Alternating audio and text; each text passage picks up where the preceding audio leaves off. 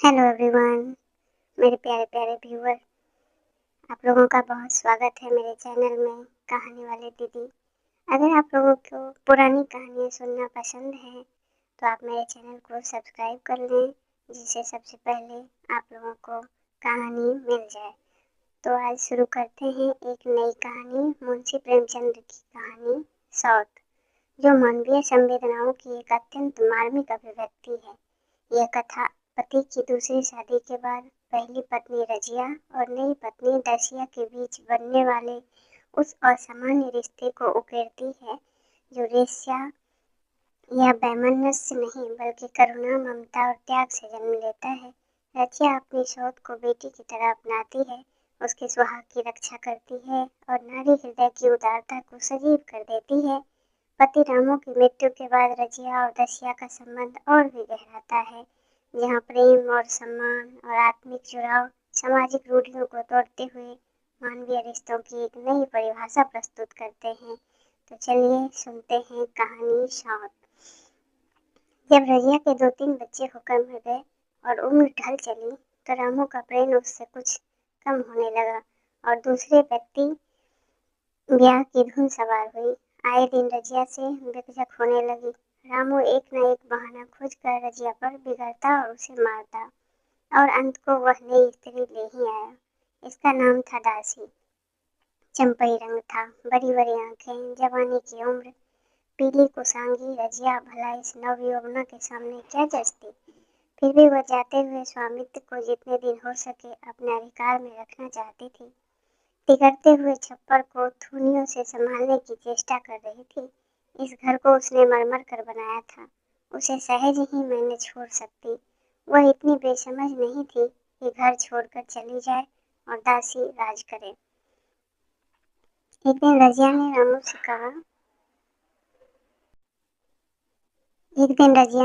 से कहा मेरे पास साड़ी नहीं है, जाकर ला दो। रामू उसके एक दिन पहले दासी के लिए अच्छी सी चुंदरी लाया था। रजिया की मांग सुनकर बोला, मेरे पास अभी रुपया नहीं है। रजिया को सारी ही उतनी चाह न थी जितनी रामू और दसिया के आनंद में विघ्न डालने की थी। बोली, रुपए नहीं थे तो कल अपनी चहेती के लिए चुंदरी क्यों लाए? चुंदरी के बदले उसी दाम में 2 साड़ियां लाते तो एक मेरे काम न आ जाती।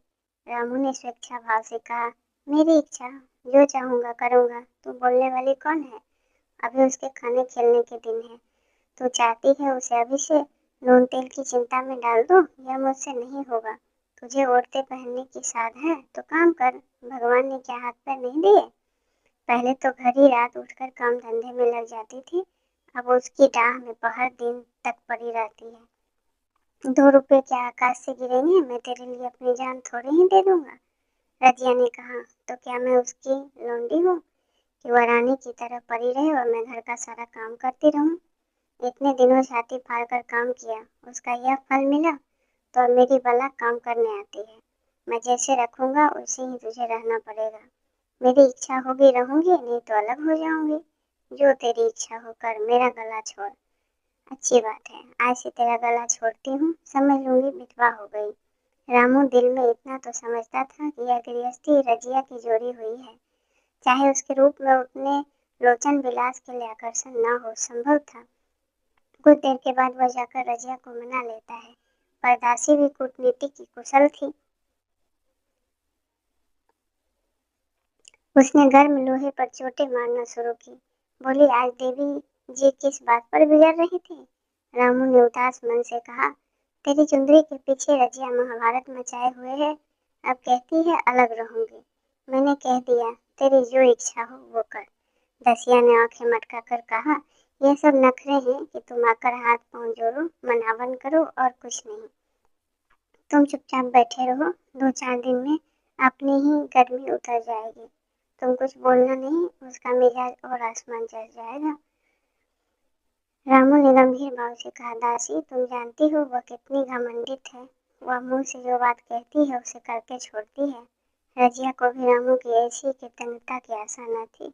वह जब पहले की ही सुंदर नहीं, इसलिए रामू का उससे प्रेम नहीं। पुरुष चरित्र में यह कोई असाधारण बात नहीं थी, लेकिन रामू उससे अलग रहेगा इसका उसे विश्वास नहीं आता था। यह घर उसी ने पैसा पैसा जोड़ कर बनवाया, गृहस्थी भी उसी की जोड़ी हुई है, अनाज का लेन देन उसी ने शुरू किया। इस घर में आकर उसने कौन कौन से कष्ट नहीं झेले, इसलिए तो कि पौरुष थक जाते पर एक टुकड़ा चैन से खाएगी और पड़ी रहेगी। और आज वह इतनी निर्दयता से दूध की मक्खी की तरह निकाल कर फेंक दी गई। रामू ने इतना भी नहीं कहा, तू अलग नहीं रहने पाएगी, मैं या खुद मर जाऊंगा या तुझे मार डालूंगा, पर तुझे अलग नहीं होने दूंगा, तुझसे मेरा ब्याह हुआ है। हंसी ठट्ठा नहीं है तो जब रामू की परवाह नहीं है तो वह रामू को क्यों परवाह करे? क्या सभी स्त्रियों के पुरुष बैठे होते हैं? सभी के माँ बाप बेटे पोते होते हैं? आज उसके लड़के जीते होते तो मजाल थी कि यह नई स्त्री लाते और मेरी यह दुर्गति करते। इस निर्दयी को मेरे ऊपर इतनी भी दया न आई। नारी हृदय की सारी परावस्था इस अत्याचार के विद्रोह करने लगी। वही आग को मोटी लकड़ी को स्पर्श भी नहीं कर सकती, फूस को जलाकर भस्म कर देती है। दूसरे दिन रजिया एक दूसरे गांव में चली गई। उसने अपने साथ कुछ न लिया, जो साड़ी उसके देह पर थी वही उसकी सारी संपत्ति थी। विधाता ने उसके बालकों को पहले ही छीन लिया था, आज घर भी छीन लिया। रामू उस समय दासी के साथ बैठा हुआ आमोद विमोद कर रहा था। रजिया को जाते देखकर शायद वह समझ न सका कि वह चली जा रही है। रजिया ने यही समझा, इस तरह चोरों की भांति वह जाना भी न चाहती थी। वह दासी को, उसके पति को और सारे गांव को दिखा देना चाहती थी कि वह इस घर से ढीले की भी चीज नहीं लेके जा रही है। गांव वालों की दृष्टि में रानू का अपमान करना उसका लक्ष्य था। उसने चुपचाप चले जाने से तो कुछ नहीं होगा, रामू उल्टा सबसे कहेगा रजिया घर की सारी संपदा उठा ले गई। उसने रामू को पुकार कर कहा, संभालो अपना घर, मैं जाती हूँ, तुम्हारे घर की कोई भी चीज अपने साथ नहीं ले जाती। रामू एक क्षण के लिए कर्तव्य भ्रष्ट हो गया, क्या कहे उसकी समझ में नहीं आया। उसे आशा न थी कि वह यूं जाएगी। उसने सोचा था जब वह घर ढोकर ले जाने लगेगी तब वह गांव वालों को दिखाकर उसकी सहानुभूति प्राप्त करेगा। अब क्या करे? दसिया बोली, जाकर गांव में ढिंढोरा पीट आओ, यहाँ किसी का डर नहीं है। तो अपने घर से ही क्या लाई थी जो कुछ लेकर जाओगी?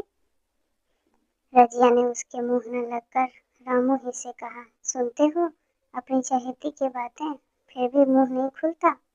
मैं जो जाती हूँ, लेकिन दसो रानी, तुम भी बहुत दिन राज न करोगे।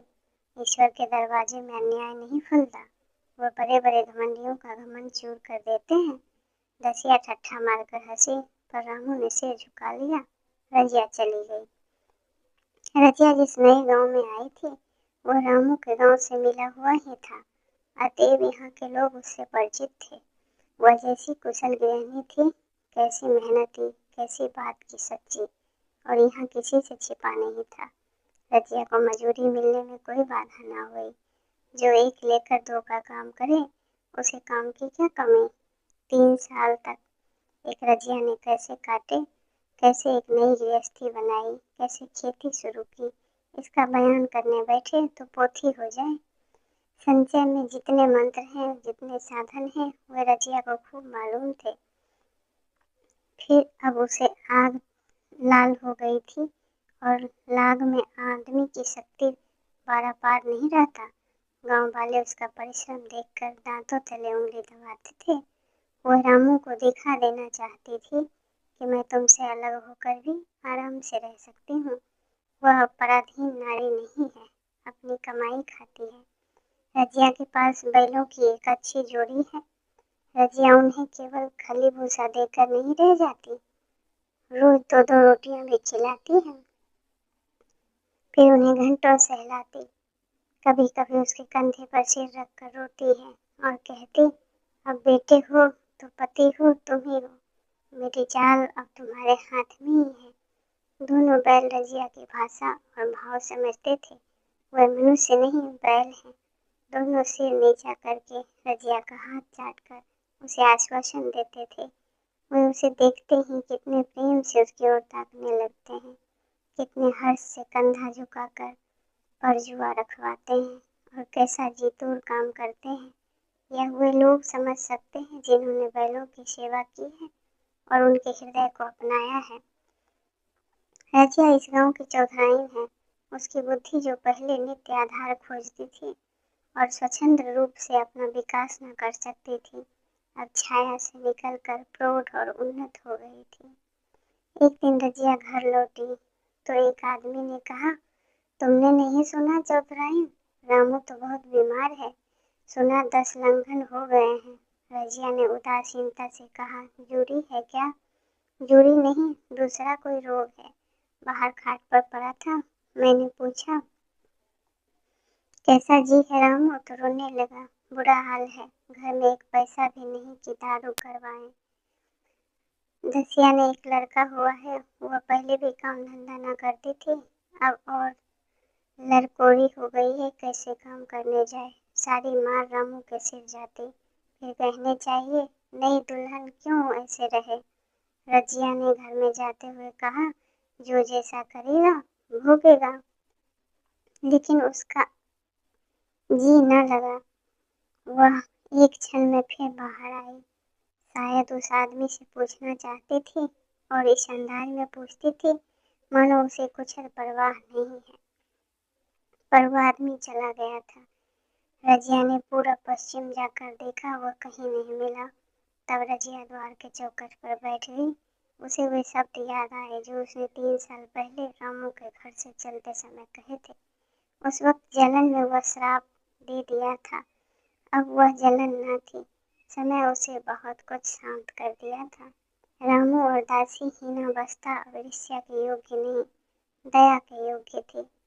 उसने सोचा, रामू को 10 लंघन हो गए हैं तो अवश्य ही उसकी दशा अच्छी नहीं होगी। कुछ ऐसा मोटा ताजा तो पहले भी नहीं था, 10 लंघन ने तो बिल्कुल ही घुला डाला होगा। फिर इधर खेती बाड़ी में भी टोटा ही रहा, खाने पीने को भी ठीक ठाक न मिला होगा। पड़ोसी की एक स्त्री ने आग लेने के बहाने आकर पूछा, सुना रामू बीमार है, जो जैसा करेगा वैसा पाएगा। तुम्हें इतनी बेदर्दी से निकाला कि कोई अपनी बैरी को भी न निकालेगा।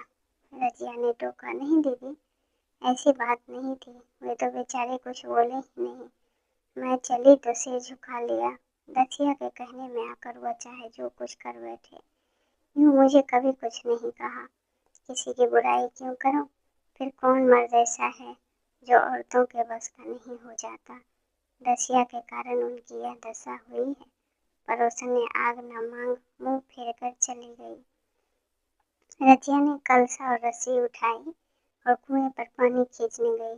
बैलों को सानी पानी देने की बेला आ गई थी, पर उसकी आंखें उस रास्ते की ओर लगी हुई थी जो रामू के गांव को जाता था। कोई उसे बुलाने अवश्य आ रहा होगा, नहीं बिना बुलाए वह कैसे जा सकती है।